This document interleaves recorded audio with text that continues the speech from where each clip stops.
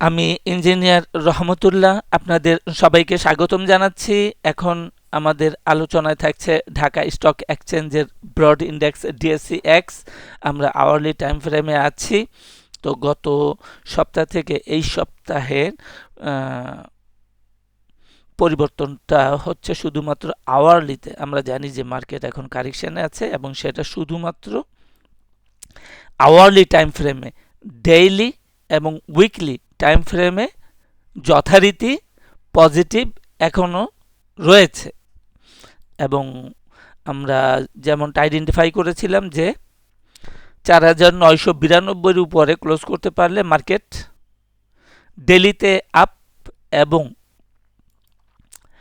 ৫,২৯৪তে up করতে পারলে উইকলিতে positive থাকবে। তো সেই হিসাবে এখনো পর্যন্ত পজিটিভ আছে, উইকলিতে পজিটিভ হয়েছে ৯ ফেব্রুয়ারি ২০২৬ তারিখ থেকে। এখন এই অবস্থায় আমরা দেখি যে আমাদের মার্কেট একটু আগে বললাম যে আওয়ারলিতে বিয়ারিশ আছে। তাহলে আমাদের এখনকার কাজ হচ্ছে যে প্রধানত সাপোর্ট খুঁজে বাড়ানো।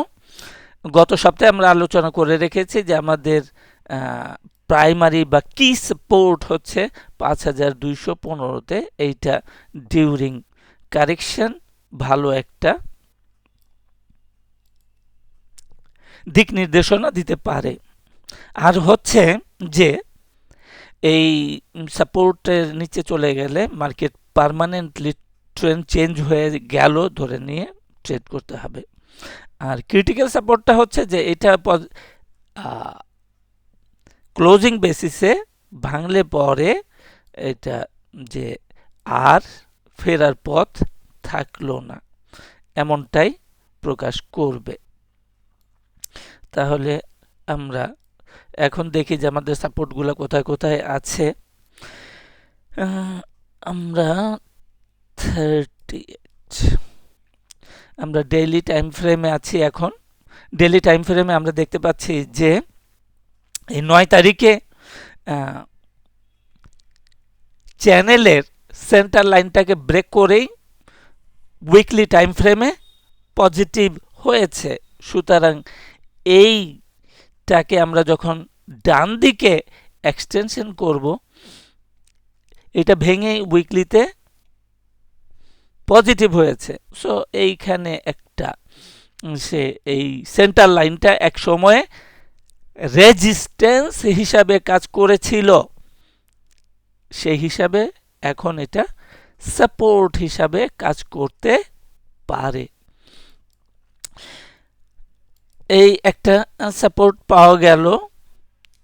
আর আমরা যেটা জেনেছি গত সপ্তাহে আলোচনায় এসেছে যে অতিরিক্ত আগ্রহ বা উচ্ছ্বাসের কারণে মার্কেট যখন বাড়বে সেটা সাস্টেন নাও করতে পারে, কারণ এটার ফান্ডামেন্টাল সাপোর্ট লাগবে। শুধুমাত্র রাজনৈতিক স্থিতিশীলতা অনেকগুলা ফ্যাক্টরের মধ্যে একটা, বাকি ফ্যাক্টরগুলো যদি পরিবর্তন না হয় তাহলে স্থিতিশীল লাভ করতে পারবে না। তো আমরা দেখলাম যে ১০ তারিখে যে সাধারণ নির্বাচনের পূর্বে উচ্ছ্বাস দেখা গেল, এর বিপরীতে কারেকশন শুরু হয়েছে, কিন্তু ওই কারেকশনটা মেনে নিতেও মার্কেটকে ২ থেকে ৩ দিন সময় নিতে হয়েছে। থার্ড ডেতে দেখা গেল ৭ই ফেব্রুয়ারিতে এটা পরিষ্কার হয়ে গেল যে market is in correction, market কারেকশনে আছে। তাহলে আমরা দেখি যে আমাদের যে উইকলি টাইম ফ্রেমে পজিটিভ হয়ে গেল, তার আগে একটা প্রাইস কনজেশন আছে। এই প্রাইস কনজেশনটাই হচ্ছে গিয়ে আমাদের একটা ভালো মানে শক্তিশালী একটা সাপোর্ট হতে পারে। এখন আমরা দেখি যে আমাদের যে কারেন্ট ট্রেন্ডটা ছিল সেটা ২১শে ডিসেম্বর ডিসেম্বর থেকে চলমান ছিল। তো সেই হিসাবে আমাদের সাপোর্ট আমরা যে সাপোর্টটা দেখলাম এখন,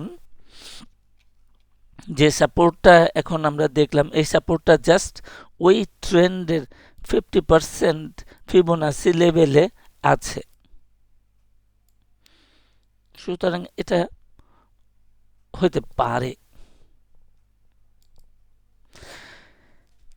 তাহলে এই একটা ভালো সাপোর্ট আছে। এই সাপোর্টটার জোন হলো উপরের দিকে 5292, 5292 এবং জোনের নিচটা হচ্ছে, এর আগে আমরা আলোচনা করেছি 5215।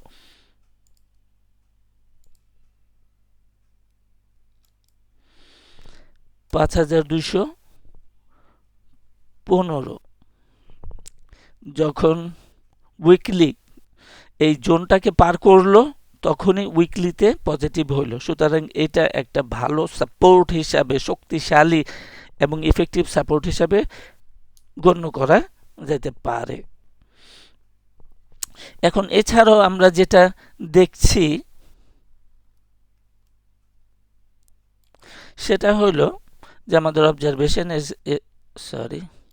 অবজারভেশনে এসেছে যে এর আগে যে ট্রেন্ডটা শুরু হইল এটা 16ই নভেম্বরে, সেই ট্রেন্ডটা কিন্তু মোটামুটিভাবে একটা ডাবল বটম থেকেই তৈরি হয়েছিল এবং বর্তমানে যেখানে কারেকশনটা হয়েছে এইটাও একটা ডাবল টপ তৈরি করেছে। ক্যান্ডেল বরাবর আঁকলাম। তাহলে আমাদের মার্কেটটা এখন ডাবল বটম এবং ডাবল টপের আওতাভুক্ত আছে। এই কথাটা আমরা আপাতত উল্লেখ করে রাখলাম। আর হোয়ার ইজ আওয়ার রিস্ক আমরা কিন্তু বলেছি যে মার্কেট কারেকশনে আছে, বেয়ারিশ ইন্টারপ্রিটেশন দিলাম এবং সাপোর্ট তৈরি করলাম। এখন রিস্কটা হলো যে যখন এই হায়ার হাই করতে পারবে, অর্থাৎ এই ডাবল টপ জোনটাকে যদি in any condition or state, যে কোনো অবস্থায় এবং অবস্থানের প্রেক্ষিতে যে কোনো কারণে হোক না কেন যদি ভাঙতে পারে মার্কেট ইন্ডেক্স, তাহলে আমাদের এই আজকে যে বেয়ারিশ ইন্টারপ্রিটেশন দিলাম এটা সম্পূর্ণরূপে বাতিল বলে গণ্য হবে। তো আজকে এখানেই শেষ করছি।